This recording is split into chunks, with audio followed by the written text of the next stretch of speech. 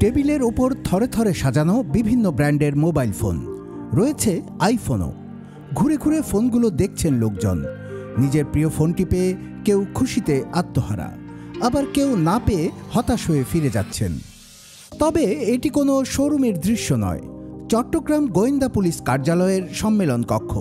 আর প্রদর্শিত এই সবই চুরি বা ছিনতাই হওয়া মোবাইল ফোন। বিভিন্ন সময়ে চুরি বা ছিনতাই হওয়া মোবাইল শনাক্ত করে প্রকৃত মালিককে ফিরিয়ে দিতে এই প্রদর্শনীর আয়োজন করেছে চট্টগ্রাম নগর গোয়েন্দা পুলিশ। এরই মধ্যে কয়েকজন প্রকৃত মালিককে শনাক্ত করা হয়েছে কাগজপত্র যাচাই বাছাই করে।